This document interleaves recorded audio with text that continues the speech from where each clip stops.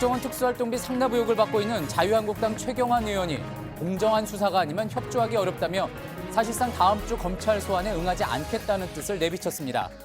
검찰에도 특수활동비 상납 의혹이 있다고 주장한 자유한국당은 이에 대한 국정조사와 특검을 동시에 추진하겠다고 밝혔습니다.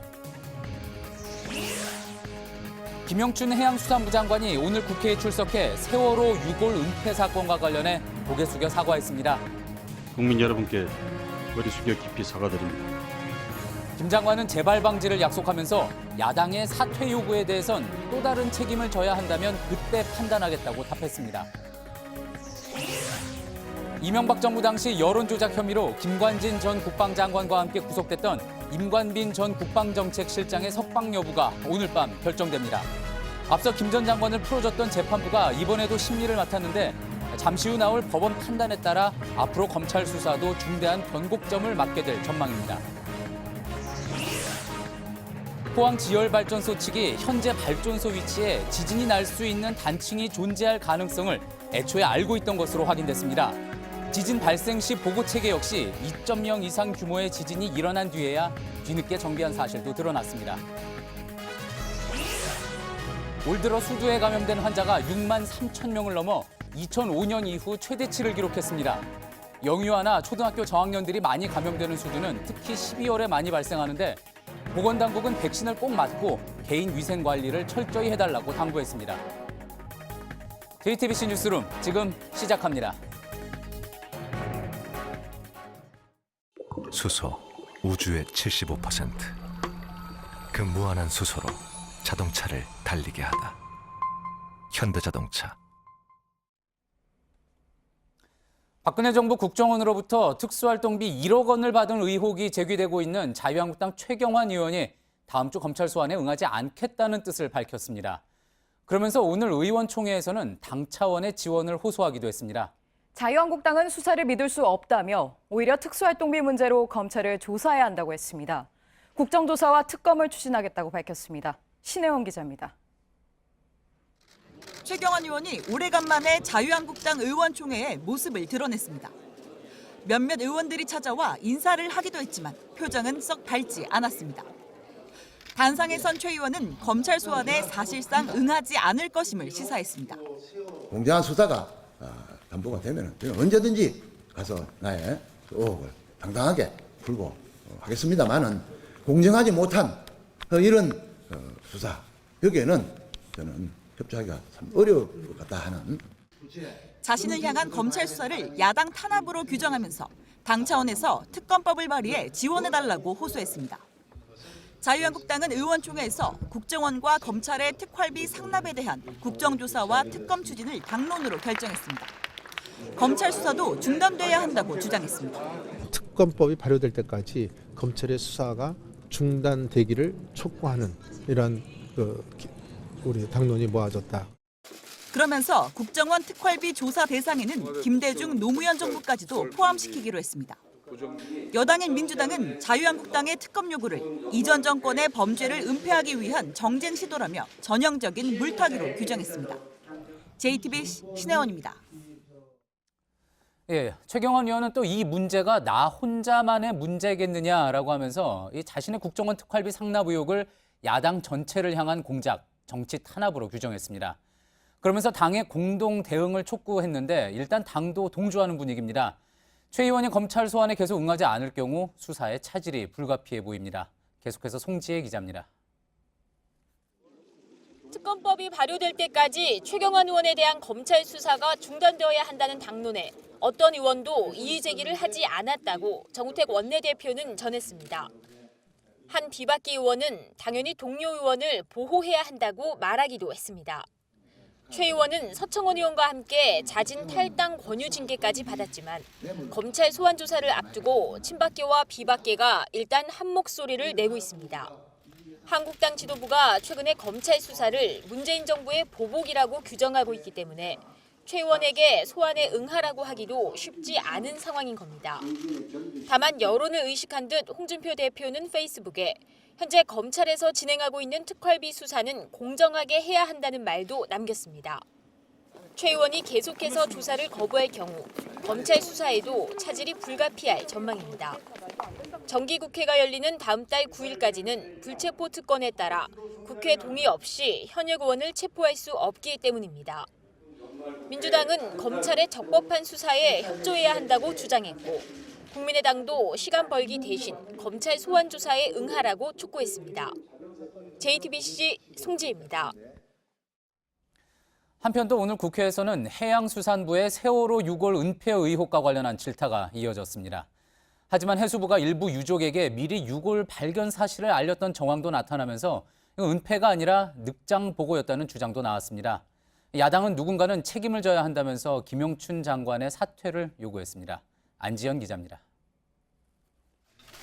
야당은 6월 발견 이후에 장관에게 보고를 하지 않은 이유를 먼저 추궁했습니다. 그 장관님한테는 왜 그렇게 보고가 늦었습니까? 장관님도 뭐 심적으로 보고 드리면 큰 충격을 받을 것 같아가지고 보고 안 한 겁니까? 장관 지시가 내려진 후에도 공개가 안 된 건 공직 기강의 문제라고 지적했습니다. 공직 기강이 엉망이라고 지금 보시. 이번에도 당연히 이행됐을 거라고 생각을 하고 예. 따로 확인을 안 했습니다만 이런 일이 생겨서 저도 아주 충격이 큽니다. 여당의 질책도 이어졌습니다. 왜 늦게 보고했나? 왜 장관 지시를 늦게 시행했나? 왜 장관은 꼼꼼하게 점검하지 않았나? 이겁니다. 김영춘 장관은 늑장 보고일 뿐 은폐하려는 의도는 없었다며 재발 방지 대책을 약속했습니다. 야당의 장관 사퇴 요구에 대해서는 또 다른 책임을 져야 한다면 그때 다시 판단하겠다고 말했습니다. JTBC 안지연입니다. 이렇게 논란이 커지면서 당시 구체적으로 어떤 일이 있었던 건지도 관심입니다. 유해가 수습된 지난 17일부터 닷새 뒤 미수습자 가족들에게 이 사실이 전달되기까지의 과정을 최하은 기자가 취재했습니다. 지난 17일 오전 11시 20분쯤 세월호 객실에서 걷어낸 진흙에서 손목뼈 한 점이 발견됐습니다. 미수습자였던 조은하 양과 허다윤 양 유해가 주로 발견됐던 곳입니다. 발견 직후 국방부 유해발굴 감식단이 사람뼈로 확인하고 해양수산부 현장수습본부에 이를 통보했습니다. 이날 오후 4시쯤 김현태 수습부본부장은 이철조 본부장에게 미수습자 가족에게 장례 이후 유해 발견을 알리자고 했습니다. 이 본부장은 이를 수용했고 미수습자 가족들은 유해 발견 사실을 모른 채 다음 날 연결식을 치렀습니다. 당시 연결식엔 김영춘 해수부 장관도 참석했지만 현장 책임자들은 관련 보고를 하지 않았습니다. 20일 오후 장례가 끝난 뒤 이 본부장은 유해 수습 사실을 김 장관에게 구두로 보고했습니다. 김 장관은 유해 수습 사실을 통보하라고 지시했지만 김현태 부본부장은 다음 날 오후 선체조사위원장과 은화 다윤 양 가족에게만 알렸습니다. 유해가 발견되면 미수습자 가족 모두에게 알려야 하는 규정을 지키지 않은 겁니다. 김 부본부장은 은화 다윤 양의 유해일 가능성이 크다고 판단해 다른 가족들에겐 알리지 않았던 것으로 조사됐습니다. 유가족들은 오늘 국회 앞 농성장을 찾은 김 장관에게 철저한 진상조사와 책임자 징계를 요구했습니다. JTBC 최하은입니다. 자유한국당은 김영춘 해수부 장관의 사퇴를 촉구하고 있습니다. 특히 한국당 홍준표 대표는 한 발 더 나아가 구속감이라고도 했습니다. 박근혜 정부 시절 세월호 사고를 대하던 모습, 특히 세월호 인양에 반대하던 모습과도 거리가 있다는 지적이 나옵니다. 서복현 기자입니다. 자유한국당 홍준표 대표가 베트남에서 귀국한 직후에 한 말입니다. 근데 세월호 6월 그 120시간 은폐한 거는 그 직무유기입니다. 지난 정부의 잣대대로 하면 해수부 장관은 구속감입니다. 박근혜 정부와 당시 여당이 세월호를 대하던 것과 많이 달라진 모습입니다. 박 전 대통령은 사고 2주일 만에 대국민 담화가 아닌 이른바 국무회의 사과를 하면서 논란이 됐습니다. 책임지고 사의를 표명한 정홍원 당시 국무총리는 유임시켰습니다.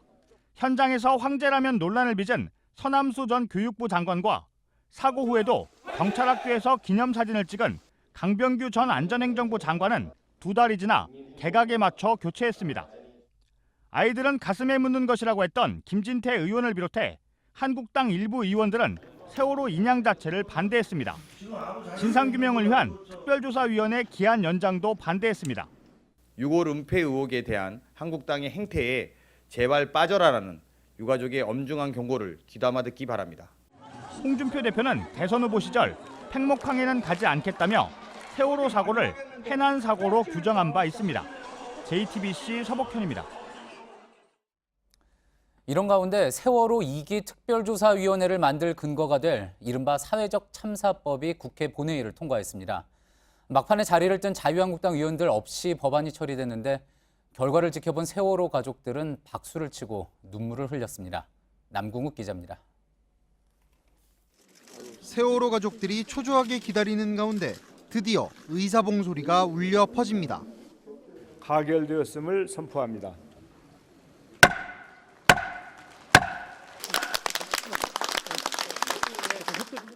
사회적 참사법이 국회의 문턱을 넘는 순간입니다. 본회의장을 떠나는 일부 가족은 안도의 눈물도 흘렸습니다. 이 법의 통과로 활동이 만료된 세월호 특별조사위원회가 2기 활동을 할 수 있는 근거가 생겼습니다. 가습기 살균제 사망 사건에 대해서도 조사위 구성이 가능해졌습니다. 법에 따라 특조위는 여야와 국회의장이 추천하는 9명으로 구성됩니다. 활동 기한은 최대 2년인데 국회에 특검을 요청할 수도 있습니다. 사회적 참사법은 국회 선진화법상 신속 안건제도, 이른바 패스트트랙을 밟아 처리된 1호 법안입니다. 담당 상임위에서 5분의 3 이상이 찬성하면 330일 뒤엔 본회의에 자동 상정되는 제도입니다. 이렇게 상정된 사회적 참사법은 찬성 162표, 반대 46표, 기권 8표로 가결됐습니다. 당초 자유한국당도 수정 공동 발의에 참여하는 걸로 법안 처리에 동의하는 듯했지만 내부 반발 때문에 막판에 이탈했습니다. JTBC 남궁욱입니다. 국군사이버사령부의 정치 공작을 지휘한 혐의로 구속된 김관진 전 국방장관이 석방됐습니다. 이제는 공범으로 구속된 임관빈 전 국방정책실장의 석방 여부가 주목됩니다. 비슷한 이유로 또 풀려나면 수사에 차질이 생기기 때문이죠. 임 전 실장에 대한 구속 적부심도 김 전 장관을 풀어준 그 재판부가 맡았습니다. 오늘 적부심 결과에 따라 변곡점을 맞게 될 전망입니다. 서울중앙지법 연결하죠. 네, 한민용 기자, 결과가 언제쯤 나옵니까? 네, 앞서 김관진 전 장관에 대한 석방 결정은 밤 9시 40분쯤 나온 바 있는데요. 오늘도 이르면 약 한두 시간 안에 임관빈 전 실장에 대한 석방 여부가 결정될 것으로 예상됩니다. 임 전 실장은 오후 2시부터 약 1시간 정도 신문을 받았고 지금은 서울구치소에서 법원의 결정을 기다리고 있습니다. 임 전 실장은 그젯밤 검찰청에서 조사를 받다 김 전 장관의 석방 소식을 듣고 상급자도 풀려났으니 공범인 나도 나가야 하지 않겠느냐고 주장한 것으로 알려졌는데요. 오늘 법원에서 진행된 심사에서도 같은 논리를 편 것으로 알려졌습니다. 네, 오늘 구속 적부심도 김 전 장관의 석방을 결정한 재판부가 맡았다던데 물론 지켜봐야겠지만 전망이 어떻습니까? 네, 임 전 실장은 김관진 전 장관과 함께 댓글 공작을 한 정치 관여 혐의 외에도 개인 비리 혐의도 받고 있습니다. 하급자인 연재욱 전 사이버 사령관 등으로부터 매달 100만 원씩 수천만 원의 뇌물을 받은 혐의인데요. 따라서 법원이 임 전 실장 측의 주장을 받아들이지 않을 가능성이 크다는 관측도 나옵니다. 한편 법조계에선 오늘 임 전 실장의 석방 여부와 별개로 국정원 수사와 관련돼 구속된 피의자들이 잇따라 구속적부심을 신청하는 것 아니냐는 우려가 나오고 있습니다. 현행법상 누구나 자신이 구속 상태로 수사받는 게 타당한지에 대해 법원에 재판단을 요청할 수 있습니다. 하지만 만약에 공범이거나 아니면 공동사건의 피의자들이 잇따라 구속적부심을 신청하는 이유가 수사를 방해할 목적임이 명백할 경우 법원은 신문 없이 신청을 기각할 수 있습니다. 네, 서울중앙지법에서 한민용 기자였습니다. 네, 김 전 장관이 사이버사 자료에 V 표시한 부분을 검찰은 의미 있는 정황으로 봤습니다. 하지만 김 전 장관은 수많은 서류 중 하나이고 V 표시도 큰 의미 없다는 식으로 말했습니다. 당시 사이버사 관계자는 해당 표시가 승인이자 지시였다고 밝혔습니다. 김혜미 기자입니다. 김관진 전 장관은 군 사이버사가 보고한 댓글 공작 관련 문건 일부에 자신의 서명이나 V자 표시를 남겼습니다. 검찰은 이를 김 전 장관이 직접 챙긴 정황이라고 봤습니다. 하지만 김 전 장관 측은 구속적부 심사에서 별게 아니라고 주장했습니다. 확인했다는 의미의 V 표시를 했더라도 보고나 결제 사항에 대해 모두 알고 있었다고 볼 수는 없다는 겁니다. 이에 대해 김기현 전 군사이버사 530 심리전단 과장은 매일 이루어지는 후속 보고였기 때문에 V 표시를 받은 것뿐 승인이자 지시의 의미였다고 반박했습니다. 김 전 과장은 또 사이버사의 보고서는 매일 아침 밀봉한 봉투에 담아 인편으로 장관에 전달됐고 오후엔 이 같은 표시가 된 문건을 되돌려 받았다고 전했습니다. 실제 사이버사 상황 일지에도 장관 수행자에게 장관의 열람 여부를 확인하고 회수하라는 근무 지침이 나와 있습니다. 보고를 한쪽에서 이 같은 주장과 기록이 나오면서 단지 봤다는 의미일 뿐이라는 김 전 장관의 주장은 설득력이 떨어진다는 지적입니다. JTBC 김혜미입니다. 김 전 장관의 석방 결정을 두고도 논란이 가열되고 있습니다. 영장심사에선 김 전 장관이 자신에게 모든 책임이 있다고 한 것으로 전해졌죠. 그러나 석방을 요구하면서 부하들에게 책임을 미루는 듯한 내용이 담겨 있었습니다. 정원석 기자입니다. 김관진 전 장관 측 변호인은 군사이버사령부 댓글 사건과 관련해 구속된 인물은 김 전 장관과 임관빈 전 정책실장 둘뿐임을 부각시켰습니다. 같은 사안으로 군 자체 조사를 통해 기소된 이태하 전 심리전 단장과 연재욱, 옥도경 전 사이버사령관 등은 구속된 적도 없고 실형도 선고받지 않았다는 겁니다. 김 전 장관은 앞서 영장 실질심사에선 자신에게 모든 책임이 있다는 취지로 말한 것으로 전해졌습니다. 하지만 정작 구속적부심 심사 과정에선 앞서 재판을 받은 부하들은 구속이 안 됐는데 왜 자신은 구속하느냐는 논리를 내세운 겁니다. 그러면서 부하들에게 책임을 전가하는 듯한 주장도 했습니다. 먼저 이태하 전 단장에 대해선 소속 부대원들에게 안철수, 문재인 당시 대선 후보에 대한 비방을 하도록 개별적인 지시를 한 인물이라고 썼습니다. 또 연재욱 사령관은 이 전 단장과 매일 회의를 집행하고 지휘 감독한 인물인데 집행유예를 받았다고도 했습니다. 함께 구속된 임관빈 전 정책실장에 대해선 뇌물수수 혐의도 있기 때문에 김 전 장관과는 경우가 다르다며 선을 그었습니다. JTBC 정원석입니다.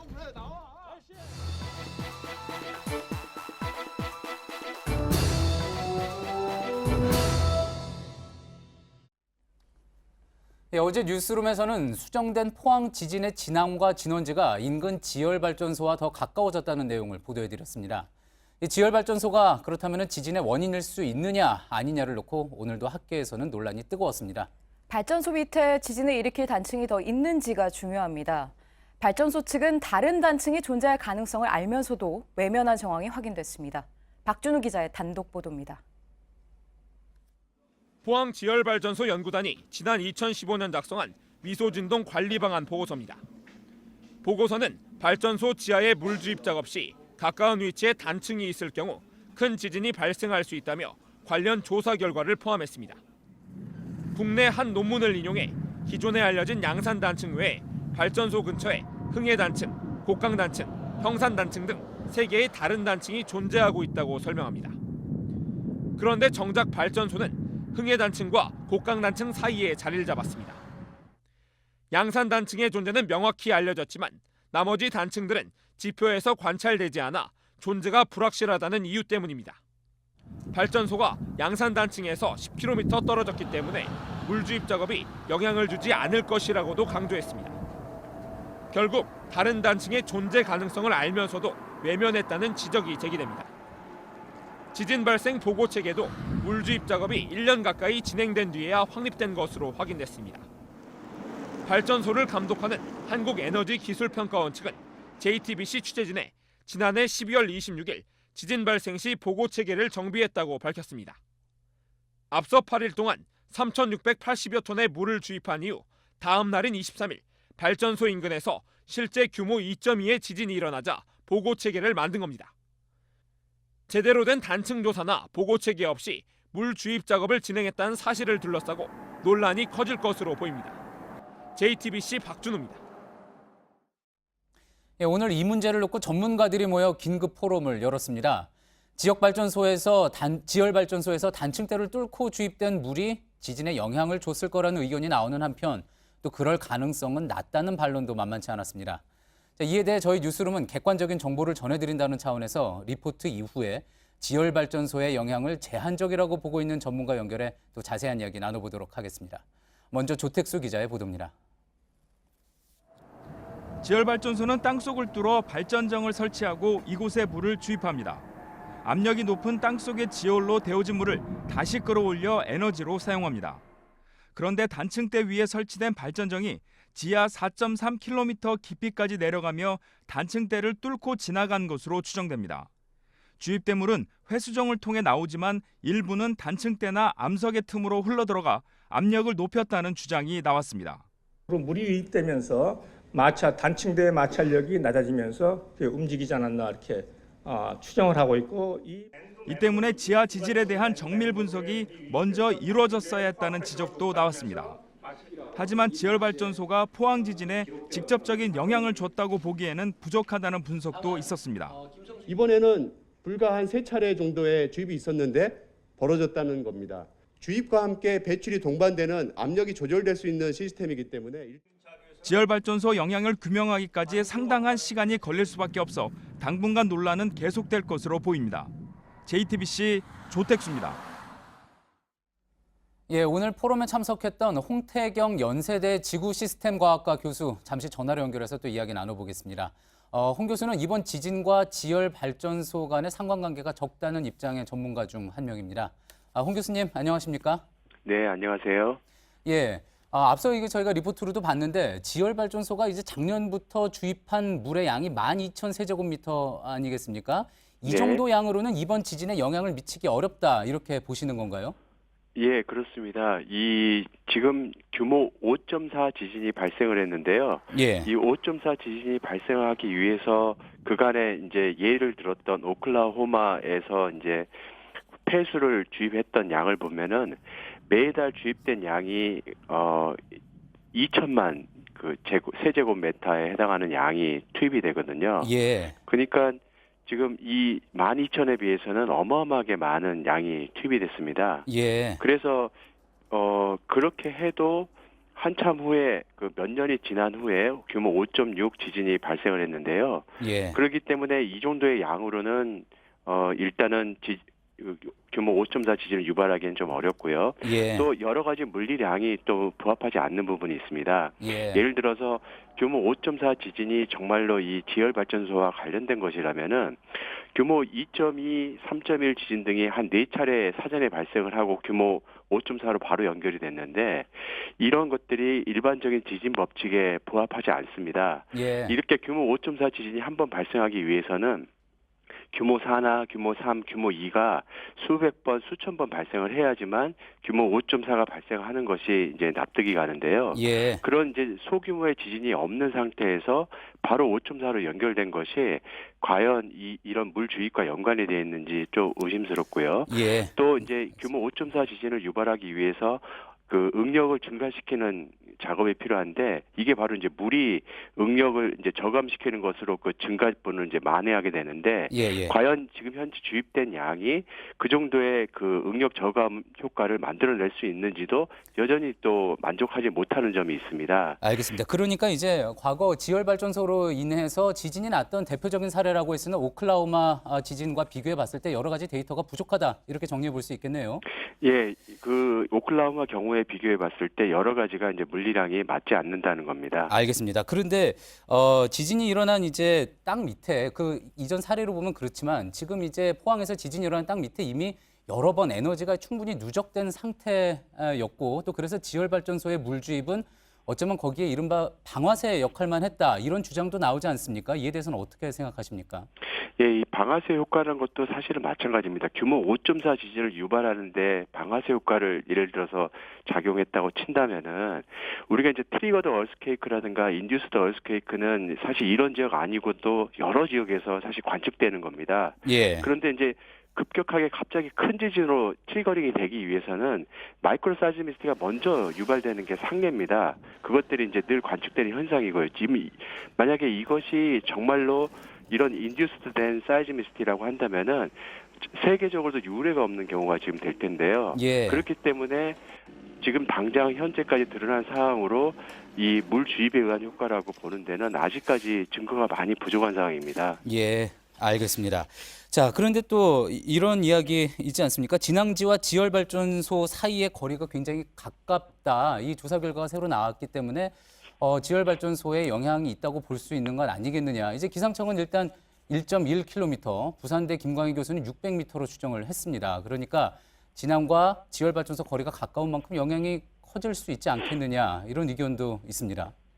네, 분명 그렇습니다. 이 시기적으로 일치하는, 그러니까 물이 주입된 후에 규모 2점대 지진과 3.1이 발생했던 것이 시기적으로 일치한다는 것과 또 거리적으로 가깝다는 것은 분명히 중요한 증거가 될 것입니다. 예. 근데 앞서 말씀드렸지만 그것도 중요한 증거가 되겠지만 다른 물리량도 만족을 해야 되거든요. 예. 근데 이게 우연의 일치로 그 지역에서 발생할 수도 있고요. 사실 2km나 1km나 600m든 간에 어차피 물이 주입돼서 이게 확산되는 거고요. 오클라호마 경우에서도 주입된 주입구로부터 상당히 떨어진 지역까지도 지진이 유발되는 현상들이 관측이 되거든요. 예. 그러니까 그런 면에서 봤을 때는 지금 2km든 1km든 600m든 어떤 면에서는 다 먼다고 할 수 있고 어떤 면에서는 다 가까운 거리라고도 할 수 있는 겁니다. 예. 그런 측면에서 이 거리 측면은 물론 중요한 증거긴 하지만 그것이 아주 확실한 증거라고 보기는 어려운 상황입니다. 예, 알겠습니다. 아무래도 많은 또 전문가분들이 이 문제에 대해서 같이 머리를 맞대고 연구를 하고 있는 만큼 또 조만간 결과가 나올 수 있기를 또 기대해 보겠습니다. 지금까지 홍태경 연세대 지구시스템과학과 교수님이었습니다. 오늘 말씀 감사합니다. 네, 감사합니다. 예, 포항 지진으로 피해를 입은 건물에 대한 복구 작업 지금 한창 진행이 되고 있지만 이재민 수는 계속 늘고 있습니다. 조사를 진행할수록 피해를 입은 주택이 크게 늘어나는 데다가 또 여진과 액상화에 대한 불안감 때문에 주민분들이 집에 들어가기를 꺼리기 때문입니다. 윤두열 기자의 보도입니다. 지진 뒤에도 일부 부서진 집에서 그대로 살았던 최정화 할머니네 부부가 결국 오늘 대피소로 왔습니다. 제가 지진 나도 괜찮은가 싶어 살았는데 점검 받아보니까 사용 제한을 놨어요. 그래서 일단 안 있으면 좋다 해가지고 일단 대피하러 왔어요. 이재민들이 대피소에서 임대주택으로 이사를 나가고 있지만 오히려 이재민 수는 늘고 있습니다. 20일 1,100명 수준까지 떨어졌던 이재민 수는 같은 날 규모 3.6의 강한 여진이 온 이후 점점 늘더니 오늘 다시 1,300명을 넘었습니다. 보시는 것처럼 한쪽 벽면이 모두 무너져 내리면서 집 한쪽이 뻥 뚫렸습니다. 이 집처럼 우리 집 반 이상이 파손됐다고 들어온 신고 건수만 벌써 1,500건이 넘었습니다. 주택 피해가 커지다 보니 살고 있는 집에서 탈출하는 경우가 늘고 있는 겁니다. 여기에 땅이 물렁해지는 액상화 의심 신고가 들어온 곳의 주민들도 불안감에 하나둘 집을 떠나고 있습니다. 물이 다 솟구쳐서 무릎까지 물이 막 다 찼었대요. 못 살죠. 어떻게 살아요, 불안해서. 지진이 난 지 열흘째지만 포항 시민들의 생활은 오히려 더 악화되고 있습니다. JTBC 윤두열입니다. 포항 도심에서 떨어진 외곽의 농촌 마을도 상황이 나쁘기는 마찬가지입니다. 거동이 불편한 노인분들이 또 이 무너지고 금이 간 집에서 생활을 하고 있는데 주변에는 대피소조차 없습니다. 연탄으로 생활하는 에너지 빈곤층 비율도 높아서 당장 겨울나기에 비상이 걸렸습니다. 신진 기자입니다. 한쪽 벽면이 뻥 뚫려 있습니다. 떨어져 나온 콘크리트가 지붕을 덮치면서 완전히 내려앉았습니다. 진앙에서 5km 정도 떨어진 농촌마을 매산리의 마을회관입니다. 130가구 대부분이 지진 피해를 입었지만 마을회관까지 폐쇄되면서 주민들은 갈 곳이 없어졌습니다. 흥에는 대피소가 있어가 밤낮을 자기가 희망대로가 여기서는 사실 아다시피 이 붕괴된 이 가운데도 위험 부담 무릅쓰고 자고 있어요. 노인들은 곳곳에 금이 가고 뒤틀린 집안에서 생활하고 있습니다. 갈 데 없니다. 어디에 가노? 저 남한은 할배를 데리고 어디 가노? 비도 덥지 눈도 덥지. 인근 다른 마을의 김선자 할머니는 지진 때문에 모아놓은 연탄의 절반 이상을 잃었습니다. 네, 흙으로 된 담벼락입니다. 이렇게 안이 훤히 들여다보일 정도로 무너져 내렸습니다. 하지만 대부분이 혼자 사는 노인들이라 복구에는 엄두조차 내지 못하고 있습니다. 많이 놀랐어요. 날이 추우긴 해요. 되게 걱정돼요. 남은 연탄으로는 3주밖에 버틸 수 없어 전기 매트 하나로 추위를 견디고 있습니다. 작년보다는 아무리 못해도 1.5배 정도의 연탄 수요가 발생할 거다라고 생각을 하고 있고요. 어른들은 신고하실 줄도 모르고 또 어떻게 해야 되는지도 잘 모르고 그래요. 독거노인과 에너지 빈곤층이 많은 포항 농촌 지역에도 체계적인 지원이 절실합니다. JTBC 신진입니다. 문재인 대통령은 오늘 포항의 지진 피해 현장을 방문했습니다. 문 대통령은 피해가 큰 주택을 최대한 빨리 재건축할 수 있도록 지원하고 또 임대주택 입주 기간도 최대한 늘리겠다고 했습니다. 이성대 기자입니다. 문재인 대통령은 지진 피해 속에서도 수능 시험을 무사히 마친 수험생들을 먼저 격려했습니다. 포항 쪽 학생들은 여러 가지로 뭐 대피 생활을 하기도 하고 또 여진 불안 때문에 제대로 공부도 못했을 거 아니에요. 맞아요. 지진 피해로 철거 상태에 놓인 아파트를 둘러보고 재건축 절차를 최대한 단축하겠다고 약속했습니다. 막막한 주민들에게 살림도구 지원도 검토하겠다고 했습니다. 삶의 터전이 다 망가졌기 때문에 어떻게 해야 될 방법이 없어요. 너무 막막하고. 좀 큰 덩어리에 해당하는 뭐 소파라든지 냉장고라든지 비싼 기본까지 그런 부분들은 요즘 제도가 그런데요. 하여튼 한번 검토 잘 해보겠습니다. 흥해 실내체육관을 찾아서 이재민들이 거주할 임대주택을 최대한 확보하고 거주 기간도 최대한 보장하겠다고 말했습니다. 액상화 현상과 지열발전소가 지진에 미치는 영향 등에 대해선 중앙정부 차원에서 검토하겠다고 덧붙였습니다. 또 이재민들의 심리치료를 지원하고 포항 지역 경제를 살리는 대책도 강구하기로 했습니다. JTBC 이성대입니다. 귀순한 북한군을 치료한 이국종 교수는 중증 외상센터의 열악한 실정을 털어놨습니다. 이 발언 이후 청와대 홈페이지에는 권역 외상센터를 지원해달라는 청원이 잇따르고 있습니다. 벌써 19만여 명이 동의했습니다. 고석승 기자입니다. 오늘 오후 기준 권역 외상센터 지원 청원에 동의한 사람은 19만 명이 넘었습니다. 최근 JSA에서 총상을 입은 북한 병사가 중증 외상센터에서 치료를 받으면서 관심이 높아졌습니다. 특히 주치의인 이국종 교수가 브리핑에서 관련 발언을 한 이후 청원이 급증했습니다. 저희들한테 그런 환자가 여기 150여 명이 있습니다. 150여 명의 중증 외상센터를 100병상으로 만들었는데 한 달 반 만에 다 찼고 중증 외상 환자가 갈 데가 없어서 수용을 못하거나 돌아가시는 모습을 보려고 그걸 알려고 한국에 온 건 아닐 겁니다. 조두순 출소 반대 청원에 이어 두 번째로 많은 동의가 이어지는 건데 조두순 출소 반대 청원이 지난 9월에 올라온 것을 감안하면 동의 증가 속도로는 외상센터 지원 청원이 1위입니다. 청원이 30일 이내에 20만 명 이상의 동의를 받으면 청와대나 정부 관계자가 직접 관련 답변을 내놔야 합니다. 청원 동의가 기한 내에 20만 명을 넘길 것으로 보이면서 청와대도 관련 답변을 조만간 준비할 것으로 예상됩니다. JTBC 고석승입니다.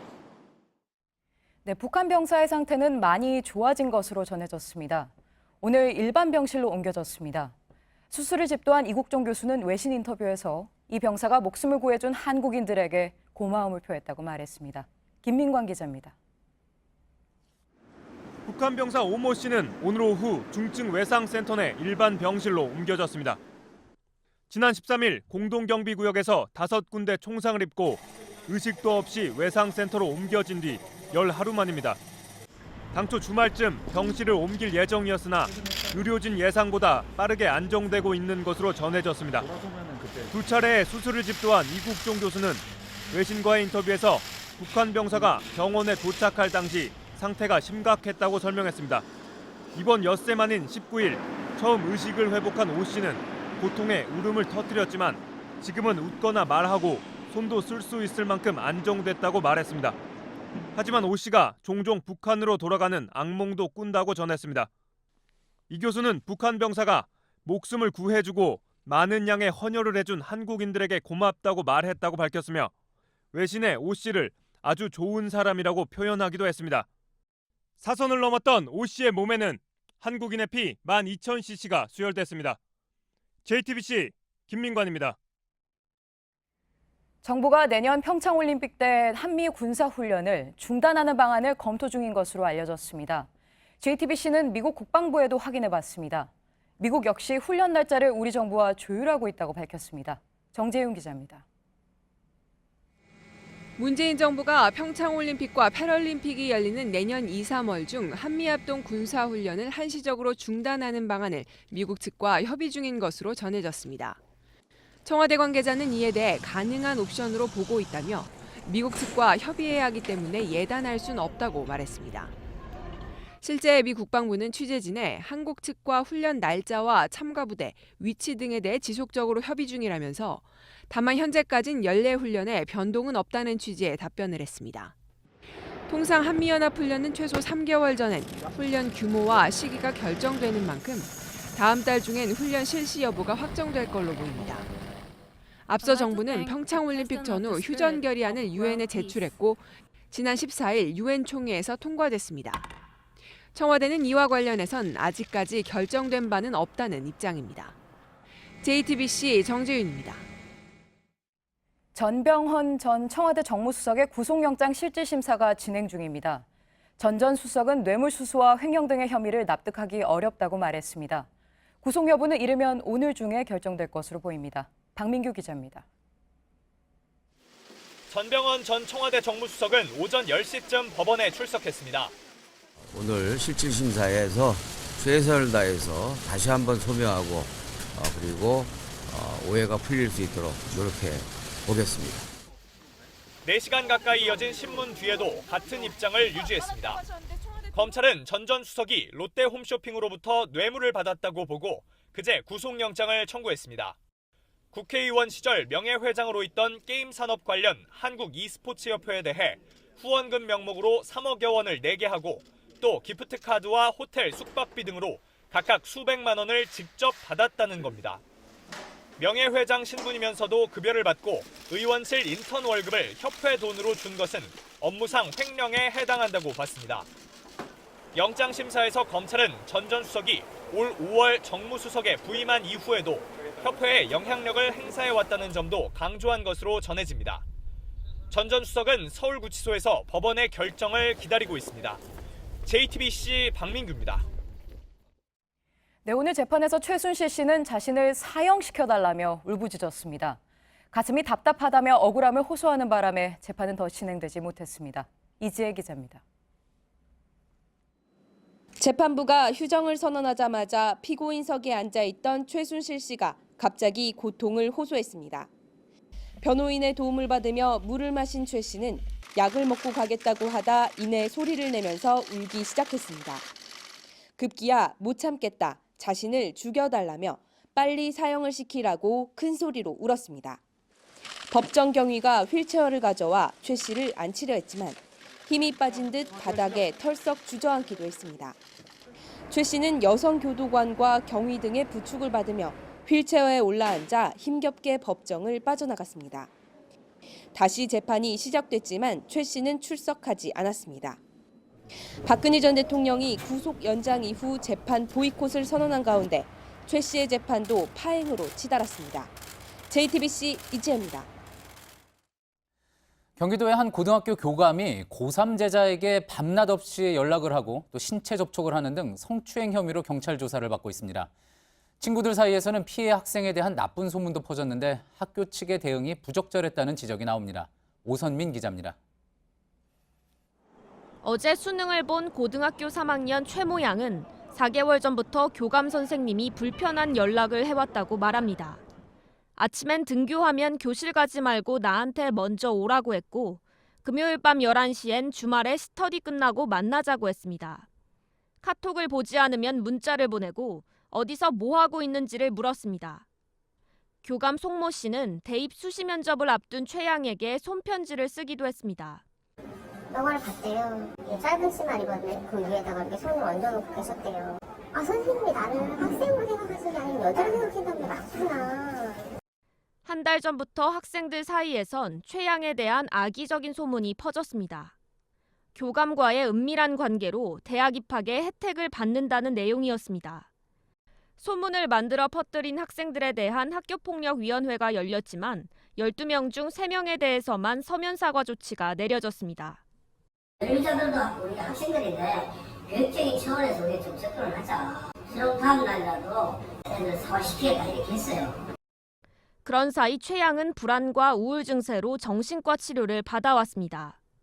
잘못된 부분은 짚고 넘어간 다음에 하는 게 순서지. 피해자는 지금 돌아오도 안 보고. 최 양 측은 송 씨를 성추행 혐의로 경찰에 고소했고 송 씨는 현재 직위가 해제된 상태입니다. JTBC 오선민입니다. 점차 사라지는 추세였던 수두가 최근 다시 기승입니다.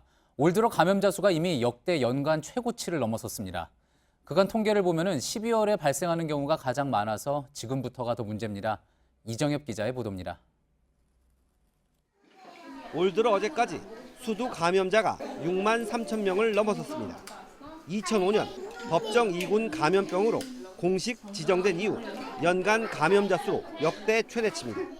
증가세도 뚜렷해 2012년에 비해 벌써 3만 명 이상 감염자가 늘었습니다. 문제는 지금부터입니다. 겨울철, 그중에서도 12월에 가장 많이 발생하는 양상을 보여 보건당국이 긴장하고 있습니다. 수두 바이러스는 수포에 직접 접촉하거나 기침을 할 때 호흡기 분비물로 감염됩니다. 수두는 전염력이 매우 강한 질환으로 가려움증과 다양한 수포 발진이 특징이며 또한 열과 기침, 콧물 등의 증세도 나타날 수 있습니다. 영유아나 저학년 어린이에게 주로 발생하는데 꼭 백신을 맞아야 합니다. 손 씻기와 양치질 등 위생 관리도 좋은 예방법입니다. 수두에 걸렸다면 최소 5일 이상 집에서 격리 치료를 받아야 집단 감염을 막을 수 있습니다. 특히 가족 전염률이 90%에 달해 가정 내에서도 일회용품을 철저히 나눠 써야 합니다. 또 수포가 생긴 부위를 긁으면 농가진이나 폐렴, 뇌염 등 2차 합병증으로 발전할 가능성이 높아 세심한 사후 관리가 필요합니다. JTBC 이정엽입니다. 부산 대형 병원에서 갑상선 수술을 받은 환자들이 대거 재수술을 받는 일이 벌어졌습니다. 수술 부위에 주입된 지혈제가 제대로 녹지 않으면서 염증을 일으킨 탓인데 병원과 제약사는 지금 책임 미루기에 바쁩니다. 구석찬 기자입니다. 유명 제약사의 지혈제 출시 광고입니다. 몸속에서 순식간에 녹아 흡수가 빠르다는 점을 강조했습니다. 그런데 55살 이민정 씨는 최근 갑상선 수술 후 주입된 이 약 때문에 수술대에 다시 누워야 했습니다. 염증으로 인해서 피를 빼고 CT를 찍어보니까 안 녹고요. 총알처럼 그렇게 됐는데. 이 씨처럼 이 약을 처방받은 부산 2개 대학병원 환자 32명도 똑같은 증상으로 재수술을 받았습니다. 환자들은 즉각 항의했지만 병원 측은 제약사 탓만 합니다. 군인이 대포를 쏘는데 총알이 문제가 발생합니다. 공급해준 이게 불량품이었던 거예요. 반면 제약사는 시판 전 식약처 검사를 통과했다며 불량품으로 단정짓긴 어렵다는 입장입니다. 사용 방법대로 사용이 됐는지 유독 갑상선에 사용했을 경우 이런 문제가 이제 생겼기 때문에 확인이 더 필요하다는 거죠. 식약처는 일단 올해 5월 27일 제조된 약제에서만 문제가 발생한 것으로 보고 다시 안전성 검사에 들어갔습니다. 하지만 해당 약제는 이미 전국 다른 병원에서 1,300개 이상 사용된 것으로 확인돼 추가 피해 가능성도 우려됩니다. JTBC 구석찬입니다. 예, 어젯밤에 한방눈 보신 분들 많으셨죠? 네. 오늘 새벽 경기 남부와 충청권 등 중부 지역을 중심으로 대설주의보가 발효됐습니다. 최고 12cm가량의 눈이 내렸습니다. 영하의 날씨로 도로가 얼면서 사고도 잇따랐습니다. 정영재 기자입니다.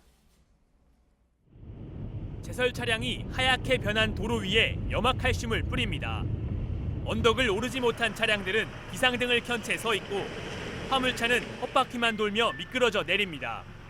앞에 간 차량이 이제 더 올라가지도 못하고 계속 뒤로 후진하고 있으니까 뒤에 따라가던 차량도 같이 다 후진하고 서로 엉키고 그랬죠. 오늘 새벽 경기 남부와 대전, 충청 등 중부권을 중심으로 대설주의보가 발효됐습니다. 지난해에 비해 20일가량 앞당겨졌습니다. 충남 계룡이 12.7cm로 가장 많았고 충북 진천이 10.8cm를, 충남 천안이 9.5cm의 적설량을 기록했습니다. 대설특보는 오늘 오후 1시쯤 모두 해제됐지만 이후 북서쪽에서 찬 공기가 유입되고 있습니다. 기온도 평년보다 2에서 6도가량 낮은 데다 바람도 강하게 불어 체감온도는 더 낮습니다. 도로가 얼면서 사고도 잇따랐습니다. 오늘 새벽 세종시 연기면에선 56살 이모 씨가 몰던 1톤 화물차가 제설 차량을 들이받으면서 이 씨가 숨졌습니다. 경부고속도로 하행선 대전터널 인근에선 고속버스가 눈길에 미끄러진 트레일러를 들이받아 승객 등 10명이 부상을 당했습니다. 주말에도 궂은 날씨가 예상됩니다. 내일 중부지방엔 낮부터 비가 내리겠고 특히 강원 산간은 최고 10cm의 눈이 쌓일 전망입니다. JTBC 정영재입니다. 미국 서부의 샌프란시스코에 세워진 위안부 기린비를 시정부가 정식 수용했습니다. 어떻게든 없애려던 일본은 바로 반응했습니다. 오사카가 자매 결혼을 끊기로 했습니다. 부소연 특파원입니다. 여성 3명이 손을 잡고 둘러서 있습니다. 위안부 피해 여성을 상징하는 한국과 중국, 필리핀 소녀입니다. 소녀를 바라보고 있는 이는 위안부 참상을 고발한 고 김학순 할머니입니다. 지난 9월 샌프란시스코의 다인종 연합체 위안부 정의연대가 시에 기증한 겁니다. 유명 조각 작가 스티븐 화이트가 제작해 여성 강인함의 기둥으로 명명됐습니다. 일본은 건립 초기 단계부터 방해 공작을 벌였습니다. Sex slaves, that is not true. Mr. Mera, that's not what she said. Are you calling her a liar? 샌프란시스코 시장에게 결의안 거부권을 행사해달라는 아베 총리의 요청도 먹히지 않았습니다. 샌프란시스코 시장은 현지 시각 22일 시가 기린비를 공식 수용한다는 문서에 서명했습니다. 오사카시는 샌프란시스코 시와 자매 결혼을 끊겠다고 했고 스가 관방장관은 미국 내 기린비가 더 생기는 것을 막겠다며 반발했습니다. 일본의 끈질긴 방해에도 샌프란시스코시가 위안부 기린비를 지켜내면서 일본의 역사 왜곡은 설 자리를 잃어가고 있습니다. 로스앤젤레스에서 JTBC 부소연입니다. 미국 최대 쇼핑 시즌이죠. 블랙 프라이데이가 오늘 시작됐습니다. 국내에도 이때를 기다렸다가 해외 직구하는 사람이 많은데 사기 사고도 많습니다. 어떻게 대비해야 하는지 강나영 기자가 알려드립니다. 대학생 성재호 씨는 부모님께 안마기를 사드리려고 블랙 프라이데이를 기다렸습니다. 한국에서 사면은 10만 원 가까운 가격을 줘야 되는데 해외에서 사면은 3분의 1 가격으로 이제 살 수 있어서 직구를 선택하게 되었습니다. 우리나라 소비자들은 한 해에 2조 원어치를 성재호 씨처럼 해외 온라인몰에서 직접 구입합니다. 이용자가 급증하면서 사기 사고도 늘고 있습니다. 요즘은 인스타그램이나 페이스북에서 가짜 사이트로 유도한 뒤 결제 후 연락을 끊는 수법이 많습니다. 결제를 하고 나니까 바로 그 문자가 오는 게 그 위안화로 결제가 되었거든요. 이제 환불이라는 단어가 들어갔을 때는 이제 메일 전송이 아예 안 됐었어요. 공식 사이트가 아닌 곳, 지나치게 싸게 파는 곳은 우선 의심해봐야 합니다. 사이트 주소를 활용해 개설 시기나 사업자 위치를 확인하는 것이 좋습니다. 현금보단 신용카드를 쓰면 사기를 당했을 때 거래 취소를 할 수 있습니다.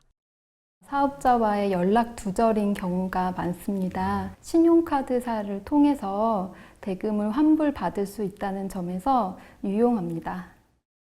하지만 처리하는 데도 몇 달씩 걸리는 만큼 결제 전에 꼼꼼히 확인하는 것이 가장 중요합니다. JTBC 강나현입니다.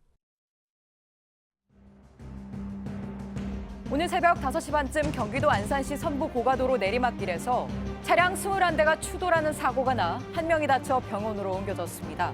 경찰은 간밤에 내린 눈에 도로가 얼어붙자 차량이 미끄러져 사고가 난 것으로 보고 있습니다. 일본 아키타현 유리온조시 해안에 목조 어선을 탄 북한 남성 8명이 표류해 왔다고 NHK가 보도했습니다. 이들은 한 달 전쯤 출항해 오징어를 잡다가 배가 고장났다며 북한에 돌아가고 싶다고 밝힌 것으로 전해졌습니다. 경남 창원의 골프 연습장 주차장에서 40대 주부를 납치해 살해한 혐의로 구속된 심천호에게 검찰이 사형을 구형했습니다.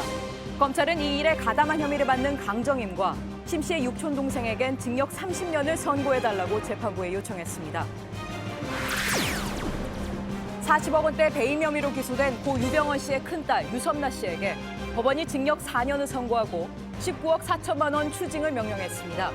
계열사를 실질적으로 지배한 유병헌의 딸이라는 지위를 이용해 유 씨가 부당 이득을 챙겨 경영 상황이 악화됐다고 법원을 봤습니다.